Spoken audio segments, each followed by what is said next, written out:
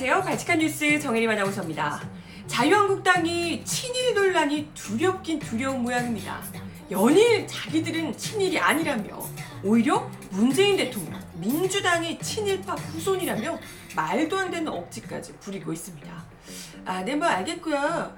과연 누구가 진짜 친일파 후손인지도 뭐 모르겠지만 중요한 건 자유한국당은 과거뿐 아니라 현재에도 친일을 하고 계시다는 거. 그게 진짜 국민들이 분노하는 이유라는 걸 설마 진짜 몰라요? 아직도 몰라? 아님 할 말이 없어서 이러시나? 오늘 발칙한 뉴스 이야기로 먼저 시작해봅니다.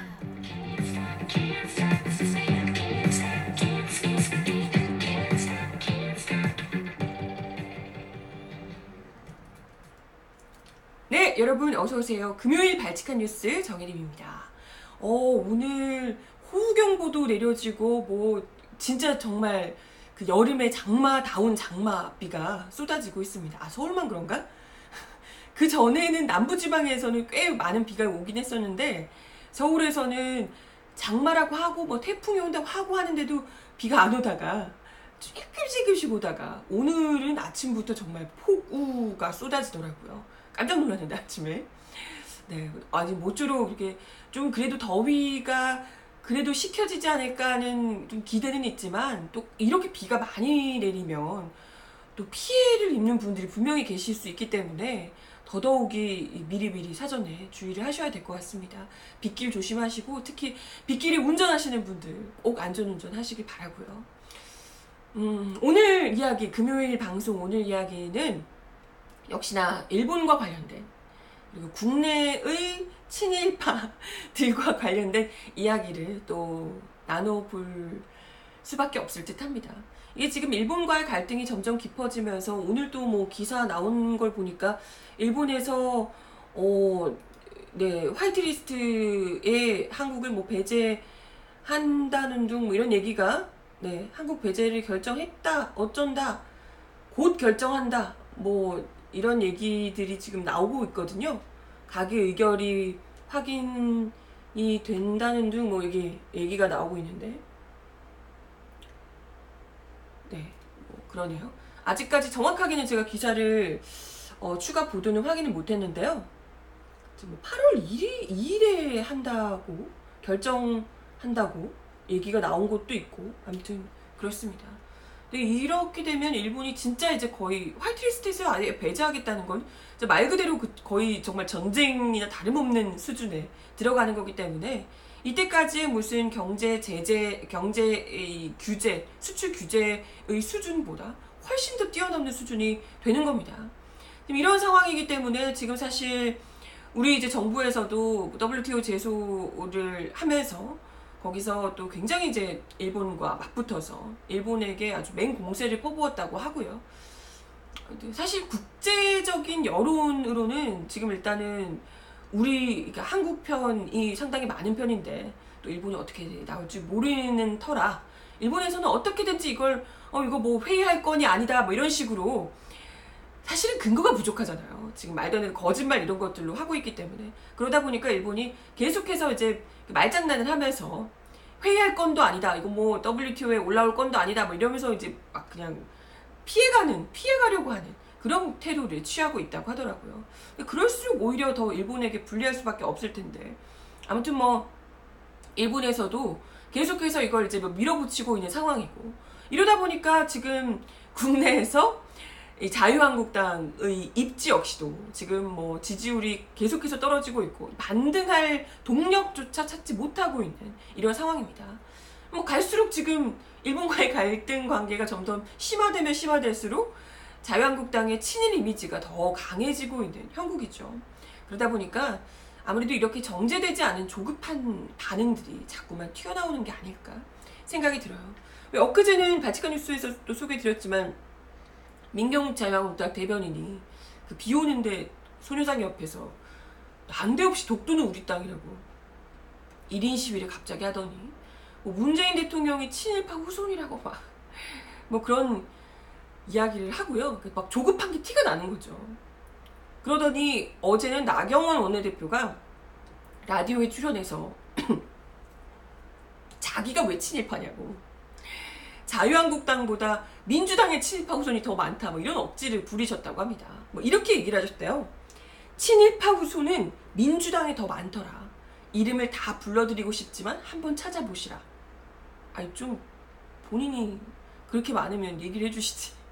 명예훼손 걸릴까봐 그러시나? 아무튼 이름을 다 불러드리고 싶지만 찾아보시라. 자유한국당에는 이런 친일파 후손이라 불릴 만한 분들이 없다. 와 대박. 아니요 저도 뭐 자유한국당의 의원들의 면면을 다 모르긴 합니다만은 뭐 사실 알려져 있는 유명한 분들이 너무 꽤 있거든요. 당장 떠오르는 사람만 해도 김무성 의원. 김무성 의원 본인은 뭐 자기 아버지가 친일파 아니라고 뭐 얘기를 했지만 사실 너무나도 유명한 인물이거든요. 김용주잖아요. 악질 친일파로 꼽히는 그 김용주. 친일파로 위세를 떨쳤던 인물이자 그리고 해방 이후에도 계속해서 친일적인 발언을 쏟아내면서 그 신문에도 당시 신문에도 막 60년대 뭐 이런 신문에서도 굉장히 이런 그 김용주의 친일적인 발언에 대해서 분노했던 그 이런 그 기사들도 상당히 많이 남아있는 것으로 알려지고 있고요. 그런 정말 대표적인 친일파의 아들로 그 덕에 아주 재산도 상당히 많으신 걸로 알고 있고 재산을 많이 받았다고 뭐 이렇게 나와 있고 한데 아니 이런 정도의 아주 대표적인 친일파 후손이 계신데 우리 자유한국당에는 친일파 후손이라 불릴 만한 분들이 없다. 이렇게 얘기하시는 건 대체 무슨 자신감인가 싶기도 하고. 근데 물론 민주당에서도 왜 홍영표 의원이 직접 자기 조상의 친일 행각에 대해서 이야기를 하고 직접 사죄를 하기도 했습니다. 네.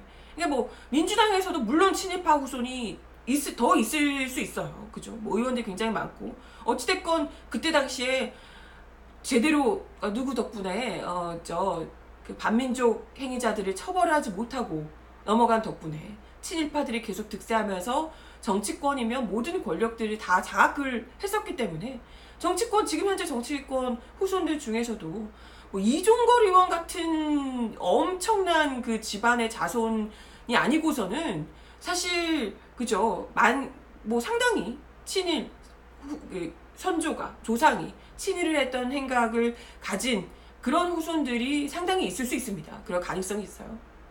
아니 뭐 굳이 원하신다면 이참에 싹 확인하고 홍영표 의원처럼 사과할 사람 사과하고 본인의 조상이 그랬다더라. 죄송하게 생각한다. 저는 부친과는 뭐 조부와는 전혀 다른 길을 가겠다라고 얘기하면서 오히려 더 친일 이런 문제를 더 적극적으로 밝혀내고 또 이렇게 하는데 뭐 친일재산 환수하고 이러는 문제에 더 적극적으로 나선다면 오히려 더 좋은 일이죠. 뭐 그죠? 나쁘지 않은 일입니다. 그런데 지금 중요한 건 뭐냐면요. 나경원 원내대표면 지금 민경욱 대변인이 물타기를 하고 있는 건 지금 우리가 친일파 후손이 누구냐 이런 얘기를 지금 하고 있는 게 아니잖아요. 갑자기 과거사 얘기를 하자는 게 아닙니다. 지금 중요한 것은 그때 친일파 후손 누군가 이것도 물론 궁금한 일이지만 언제든지 궁금했지만 중요한 건 지금 이런 일본의 수출 규제 이런 문제 이런 상황에 직면한 상황에서 그 과거를 넘어서서 지금까지도 친일파 앞잡이 노릇을 하고 있는 신친일파가 도대체 누구인가? 이걸 지금 우리 국민들이 이야기를 하고 있는 겁니다. 지금 뭐 당장 지금도 그렇지만 예전에 많이 온라인을 통해서 돌았던 글 중에 이런 게 있어요. 언론소비자연대에서 내놨던 글인데 혹시 이거 보신 분들 기억하실 분들 많으실 거예요. 보이시나요? 16대 국회에서 친일 청산법을 반대했던 사람들 각 당이 보이시죠? 열린우리당에서는 반대자가 없고요. 한나라당에서 149명 중 100명이 반대합니다. 자민련 9명이 반대하고요. 민주당은 101명 중 3명이 반대하고요. 국통21 1명 반대, 무소속 1명 반대. 유일하게 한나라당, 그러니까 자유한국당 출신 한나라당만 149명 중에 무려 100명이 반대합니다. 친일 청산법을 반대한 사람들이 이렇다는 거고요. 그 밑에도 보이시죠? 친일파 재산환수법 찬성 17대 국회에서 누가 서명했냐? 네, 찬성하는 게 이제 재산을 환수하자는 거죠. 좋은 거죠. 열린우리당에서 149명 중 149명 전원이 서명하고 민주노동당은 10명 중 10명 전원, 민주당은 9명 중 3명이 서명을 했고요. 한나라당은 121명 중 단 6명만 서명을 합니다. 121명 중에 6명만 서명을 했어요. 이게 대체 뭐겠어요? 그죠? 과연 누가 친일파의 이득을 위해서 철저하게 움직이고 있는가? 이걸 또렷이 보여주고 있는 누가 과연 신친일파인가? 이걸 제대로 보여주고 있는 그런 모습이 아닌가 생각이 들고요. 아마 뭐 멀리 갈 것도 없이 이 박근혜 정부 때 독립운동의 역사를 폄훼하고 축소시킨 그런 역사 교과서를 국정교과서로 만들겠다고 밀어붙였던 이들이 대체 누굽니까? 자유한국당의 전신인 새누리당이죠. 네. 그리고 지금 역시나 온 국민이 이 일본의 경제 공세 억지에 맞서서 싸우고 있는 이런 상황에서 끝까지 우리 정부의 외교 무능이라는 등 하면서 불매운동 뭐 어쩌고 감정적이라는 등 하면서 자국 정부와 국민을 공격하는데 지금 애를 쓰고 있는 사람들이죠. 아니 이보다 더 강력한 신친일파가 또 어디 있습니까? 그잖아요? 이건 단순히 뭐 과거에 할아버지가 친일을 했던 사람 뭐 이걸 넘어서서 현재 지금 친일적인 발언들 주장들로 일본 아베 정권과 일본 극우들을 이롭게 하는 행위들 말 그대로 친일 앞잡이 노릇을 일본 앞잡이 노릇을 하고 있는 셈입니다. 그러면서 또 나경원 원내대표는 그런 얘기도 했다고 하더라고요. 그 라디오에 이제 출연을 해서 이렇게 자위대 행사 참석은 실수. 그걸로 친일파라니 어이없다. 그러니까 예전에 자위대 창설 기념 행사에 갔던 것과 관련해서 이건 초선 의원 때 실수로 갔다 왔는데 더 말씀드리고 싶지 않다. 그걸로 친일파라니 너무 어이없다. 이렇게 이야기를 하셨다고 합니다. 근데 나경원 원내대표님 그때 당시에 제가 기사도 찾아봤어요. 보이시나요? 나경원 자위대 행사 참석 거짓 해명 논란 이런 기사도 있고요. 그리고 사실 그때 당시에 이 영상도 많이들 보셨어요. 행사에 참여했다가 무슨 행사인지 아세요? 라고 묻는 기자의 질문에 자위대 무슨 하고 대답을 하던 네 보이시죠? 나경원 원내대표의 모습. 그때 이 영상을 보고 이제 거짓 해명 논란이 있었고요. 무슨 행사인지 뻔히 자위대 행사라는 걸 뻔히 알고 갔는데 자기가 내용을 모른 채 금방 나왔다고 해명을 했었다는 거예요. 그것 때문에 이제 좀 논란이 됐었고요. 심지어 그때 윤미향 정대협 대표가 이 기사 아까 그 기사 인터뷰에서 이 행사에 참석을 하겠다고 예정돼 있는 국회의원들이 한 5명 됐었는데 그 의원들의 명단을 받고 사전에 윤미향 대표가 몇 차례나 이 정대협 차원에서 해당 의원들에게 항의 팩스를 보냈다는 거예요. 이 행사가 어떤 행사고 우리 국회의원이 여기에 참석한다는 건 어떤 의미가 되는 거다. 이건 절대 있을 수 없는 일이다 라고 하면서 계속해서 몇 차례 항의 팩스를 보냈다는 거예요. 근데 정말 이걸 그럼에도 불구하고 모르고 갔다면 정말 반푼이나 다름없는 거고요. 사실은 모르고 갔을 수가 없다는 거죠. 실수로 그냥 몰랐는데 하고 갔을 수가 없다는 거예요. 실제 그리고 일본 대사관에서 주최하는 이 행사는 아무나 초청하는 게 또 아니라고 하더라고요. 초청할 때도 또 국회의원급 정도의 참석이 되면 의전 관계 때문에라도 사전에 몇 번이나 참석 여부를 확인하게 된다는 거예요. 그렇기 때문에 이건 뭐 실수로 지나가다가 모르고 우연히 들르고 이럴 수조차 없는 그런 거고 그럼에도 불구하고 뭐 실수로 갔는데 이걸 가지고 친일파라니 이런 얘기하는 것 자체가 자기가 바보였다는 걸 인정하는 것밖에 되지 않는다라는 얘기입니다. 그리고 사실 우리가요 단지 이것 때문에 물론 이제 이게 굉장히 강렬한 이 기억을 남기긴 했습니다만은 단지 이거 하나 때문에 나경원 원내대표를 친일파다 뭐 이런 얘기를 하는 게 아니거든요. 나경원 원내대표 오해를 하고 계시는데 제가 발칙한 뉴스에서도 누누이 여러 번 수차 이야기를 드렸지만 그 일본의 초계기가 우리 잠수함을 향해서 그 위협 비행을 했을 때 작년이었나요? 작년이죠. 그때도 항의하는 우리 정부에게 일본의 심기를 건드리지 말라고. 아니 일본 초계기가 우리의 심기를 거슬렸는데 일본의 심기를 거스르지 말라고 했던 그런 분, 그죠? 그리고 또 이 행사도 여러분들 기억하실 겁니다. 이거 전부 다 사진 올라오자마자 합성 아니냐라는 논란까지 일었던 그 행사. 보이시나요? 일본 자민당의 정권 복귀와 아베 총리 중심의 자민당 우위 체제 구축.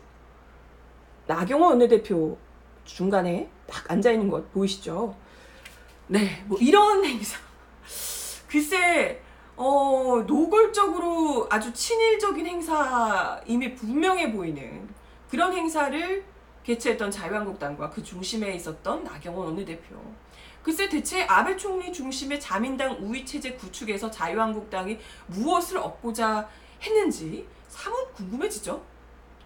그래요. 그러니까 뭐 이렇게 멀리까지 가지 않아도 최근에 한 10년간의 일들만 모아봐도 이렇게 친일 행각들이 아주 수두룩한데, 그게 뭐 100번 양보해서 이것도 다 과거의 일이다라고 치더라도, 그렇다면 지금 현재 자유한국당이 어떻게 해야 친일 논란에서 벗어날 수 있는가? 정말 자기들이 친일이 아니라면, 신친일파가 아니라면 과연 어떤 모습을 보여야 하는가? 너무나도 명백한 것 아니겠어요? 지금 말도 안 되는 억지로 일본 아베 정부 도와주는 꼼수 그만 부리고요. 일본 경제 규제 규탄 결의안에 동의하고 추경에도 합의해주고요. 그리고 국민들의 반일 정서를 어떻게든 이해하려고 애쓰는 모습이라도 보여야 할 겁니다. 감성적이나 어쩌네, 소용없네 어쩌네 하지 말고요. 그죠? 근데 그게 너무 어렵겠지? 일본에겐? 너무 큰, 아니 일본에게 아니라 저도 모르게 이미 자유한국당과 일본을 이제 동기화해서 이거 너무 자유한국당에겐 어려운 주문이겠죠. 그렇지 않아도 자유한국당의 단짝이라고 할 수 있는 조선일보가, 사실상 뭐 조선일보와 자유한국당은 거의 똑같은 논리로 계속해서 지금 뭐 모든 사안을 주장하고 있는 상황인데, 이 조선일보가 이제는 아주 대놓고 일본 여행을 추천하는 기사를 실어 무리를 빚고 있다고 합니다. 진짜 이 기사를 보고 너무 깜짝 놀랐는데 완전 대박이에요. 이제 뭐 눈치 따윈 보지 않겠다 이런 뜻인지 역시 일본 제국의 1등 신문 이런 생각이 드는데요. 7월 24일자 조선일보 기사라는데요. 보이시나요? 이런 기사. 여행편에 실려있는 기사입니다. 유아 고령자 장애인을 위한 베리어 프리, 가고 싶은 곳을 갈 수 있는 곳으로 바뀐다 라고 이제 나와 있는 기사입니다. 뭐 언뜻 보기에는 장애인 여행 관련 기사 같긴 하지만 자세히 들여다보면요, 일본의 유후인, 후쿠오카 호텔, 일본 규슈 국립박물관 등 일본 관광지가 소개되어 있다고 합니다. 이게 7월 24일에 나온 기사라고요. 진짜 지금 한참 이렇게 난리인데, 심지어 이 기사에서는 일본은 비행시간이 짧고 저렴한 항공료라는 장점이 있다며 적극적으로 일본 여행을 추천하기도 합니다. 그러면서 여행사에서 제공하는 일본 여행 상품들을 소개해주고 조선일보 독자에게는 특별히 사은품과 할인 혜택까지 주는 이벤트를 진행하고 있다고 소개를 하고 있어요. 와, 이렇게까지 적극적으로 일본 여행을 도와주려고, 일본을 도와주기 위해서 일본 여행을 적극적으로 권유하고 있는 이런 조선일보, 진짜 정말 그 조선일보답습니다. 아주 지금 국민들은 어떻게든 일본 여행 안 가기 운동을 적극적으로 펴고 있고요. SNS마다 뭐 일본 여행 취소 인증이 줄을 잇고 있는 상황이죠. 거기다가 일본 여행 취소를 하면 국내 숙박료를 할인해주는 국내 리조트도 생겼다, 뭐 이런 기사들도 나오고 있고요. 실제로 이런 국민들의 그 일본 여행 안 가기 운동의 여파로 일본 지역 지방들에서는 한국 관광객 수가 뚝 떨어지면서 지역에서 상당히 좀 우려의 목소리가 커지고 있다고 합니다. 이거 장기화될 것을 지금 우려하고 있는 목소리가 커지고 있다고 하죠. 사실 지금 뭐 WTO 제소도 그렇고 지금 일본에서 화이트리스트에서 한국 배제를 결정하겠다고 지금 하고 있는 상황에서 더더욱 지금 피치를 올려서 불매운동을 적극적으로 밀어붙이면서 좀 전방위적으로 아베 정부를 압박해야 할 필요가 있는 이런 시점인데, 여기서 이 시점에서 국내 언론, 대한민국의 언론이라고 하는 언론인가? 아무튼 대한민국의 신문이라고 하는 조선일보에서 일본 여행을 가자고 추천해주고 있는 이 모습을 정말 조선일보의 정체성을 고스란히 보여주는 것 아닌가, 드러내주는 것 아닌가, 이런 생각이 들고요. 지금 뭐 조선일보 폐간시켜야 된다고 국민청원도 막 올라오고 뭐 그렇다고 하는데, 국민들이 왜 이렇게까지 분노를 하고 있는지 정말 알면서도 이 정도면 모를 수가 없고요. 알면서도 이젠 그냥 뭐 막 가는 게 아닌가, 어차피 다 들통난 거 그냥 막 가는 거 아닌가, 본인들의 이득을 위해서 확실하게 움직이고 있는 것 아닌가, 이런 생각을 하게 됩니다. 아유, 왜 아니겠어요. 그 일제시절에 천황폐하 만세를 아주 일면에 실어대던 그런 조선일보인데 왜 아니겠습니까? 네, 아무튼 뭐 그렇고요. 조선일보와 자유한국당에 피하려고 하지만 점점 더 친일 본색만 드러내고 있는 모습들을 좀 소개를 해드렸고요.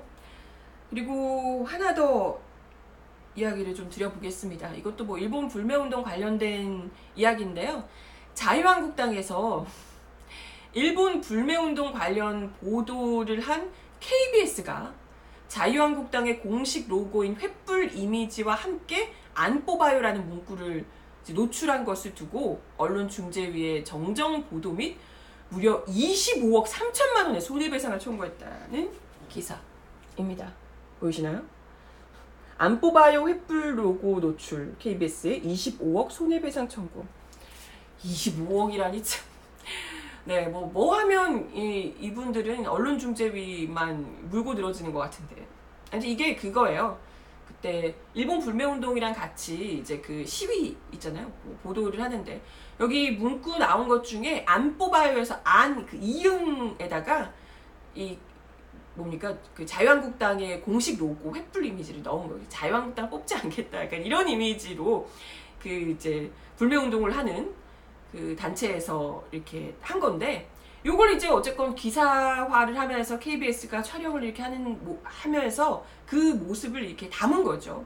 담은 건데, 이게 어쨌건 그 KBS가 공식적으로 뉴스에서 전파를 타니까 이걸 두고 자유한국당이 KBS가 총선 개입 의도로 로고를 노출한 거다 라고 얘기하면서 법적 조치를 단행하겠다고 밝혔다고 합니다. 그래서 25억 3천만 원 대체 무슨 기준인가 했더니 25억 3천만 원이 자유한국당 당협위원장이 253명인데 한 명당 1,000만 원씩 해서 당협위원장들이 그렇게 비쌌나 봐요. 예, 몸값이 아주 비싸시네요. 네, 그분들의 명예가 어쨌건 뭐 총선 개입을 해서 뭐 그렇다는 식으로 한 명당 1,000만 원이래요. 아유, 그렇게 비싼 분들인지 몰랐네요. 근데 뭐 그러면서 법적 조치를 단행하겠다고 이야기를 했다고 하고요. 그 외에도 KBS 1억 원, 양승동 사장과 취재기자 보도 그래픽 부장 7명에게도 각각 별도로 1,000만 원씩을 청구했다고 합니다. 이는 일부 청구고 청구 대상은 더 늘어날 수도 있다라고 이야기를 했다고 합니다. 진짜 가지가지.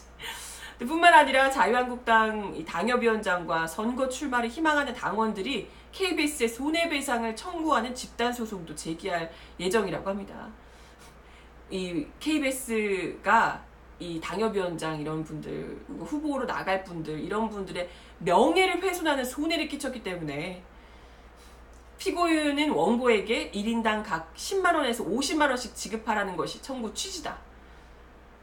이것 역시 일부로 향후 청구 대상이 더 늘어날 수 있다라고 이야기를 했다고 합니다. 아우, 진짜 뭐 훼손된 명예가 있었어요? 훼손된 명예가 있었어?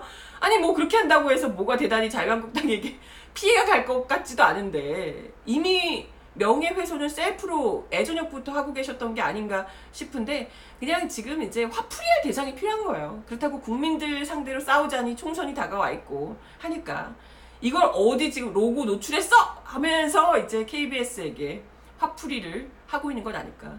뭐 이것 때문에 의식해서인지 MBC에서는 그 로고 부분만 살짝 이렇게 모자이크 처리를 해서 했다고 하는데, 뭐 어쨌든 이게 안 뽑아요 뭐 이런 거여서 어쨌건 선거 운동 상황이 될 수 있기 때문에 뭐 그렇다고 합니다. 뭐 어찌됐든 모르겠지만 뭐 그러면서 이제 지금 자유한국당이 대대적으로 이런 뭐 지금 본인들의 막말이고 뭐 이런 것도 그렇고 다 지금 뭐 언론 탓이다, 정부 탓이다 이렇게 이제 본인들이 한 것은 생각도 않고 계속해서 그렇게 이야기를 하고 계시잖아요. 네, 그러다 보니까 지금 이제 이 남부지검, 서울 남부지검에 고소장을 이제 뭐 제출을 하면서 KBS 수신료 거부를 위한 전국민 서명운동 출정식도 같이 또 열었다고 합니다. 그날 당일에. 글쎄 KBS 수신료 거부 전국민 서명운동 네, 뭐 별로 뭐 얼마 될지는 모르겠지만 아유 뭐 그렇게 하시려면 하시고요. 뭐 KBS가 청와대 문재인 홍보본부가 됐다며 뭐 이렇게 KBS가 시청료 받을 자격이 있냐라고 황교안 대표가 이야기를 했다고 합니다. 와 진짜 그 박근혜 정부 시절에 언론은 있는 대로 장악해서 아주 주물주물했던 그 블랙리스트며 이런 것들 다 만들었던 그런 정부의 황교안 대표가 와 잘도 이렇게 좌파 친문 세력들이 KBS를 점령했다며 공영방송이 이런 짓을 저지르고 있는데 공정한 선거가 가능하겠냐 막 이렇게 이야기를 하셨다고 하니 뭐 이게 유체이탈인지 뭐 누구 얘기하는 건지 본인 셀프 지금 자기 고백을 하시나? 뭐 이렇게 네 얘기를 하고 계시다고 합니다. 아무튼 뭐 열심히 싸우시고요. 네. 열심히 싸우시고 실제로 명예를 훼손하고 있는 것은 자유한국당 본인들 스스로 셀프 자기들 그 발등 찍기를 하고 있다는 걸 뭐 모르시는 것 같으니까 네, 그냥 내버려 두려고요. 굳이 뭐 말해도 들을 것 같지 않고 뭐 안다고 해도 뭐 달라질 것 같지가 않아서 계속 그렇게 하시라고. 국민들이 점점 더 그러면 그럴수록 그들의 정체성을 더 확실하게 인지하고 있으니까 저는 아주 좋은 기회라고 생각이 드네요. 잘하시고 계십니다 아주. 네. 오늘 발칙한 뉴스 제가 준비한 내용은 여기까지고요. 이번 주에도 계속 지금 뭐 여러 가지 지금 국제적인 문제들이 굉장히 많아서 특히나 일본 수출 규제 건도 그렇고 뭐 러시아 이 영공 침범 건도 그렇고 지금 또 뭐 북한에서도 또 뭐를 쌌네 뭐 이러고 있고요. 지금 또 우리 남한 탓을 했네 뭐 이런 기사도 나오고 있고 해서 지금 여러모로 지금 복잡한 상황인데 이런 상황에서도 어떻게든지 우리 정부를 깎아먹는 것에만 비난하는 것에만 국가의 뭐 안위나 안보나 국익과는 전혀 상관없는 길을 계속해서 가고 계시는 자유한국당. 네. 이번 주에 내내 그 이야기를 좀 전해드렸던 것 같습니다. 뭐 변할 것 같지 않으니까요. 다음 주에도 비슷한 이야기를 하게 되지 않을까 싶은데 부디 좀 이번 주에 시끄러웠던 일들이 다음 주에는 조금 더 풀려나가는 방식으로 소식들이 좀 전해질 수 있었으면 하는 바람이 드네요. 하나씩 조금 차근차근 풀어나갈 수 있기를. 네, 오늘도 이번 주도 발칙한 뉴스 함께 해주셔서 감사드리고요. 비 피해 없으시게 다들 조심하시고 주말 지나서 다음 주 월요일날 발칙한 뉴스 다시 오겠습니다. 그럼 여러분 다음 주 월요일날 다시 만나요. 그럼 주말 잘 보내세요. 안녕.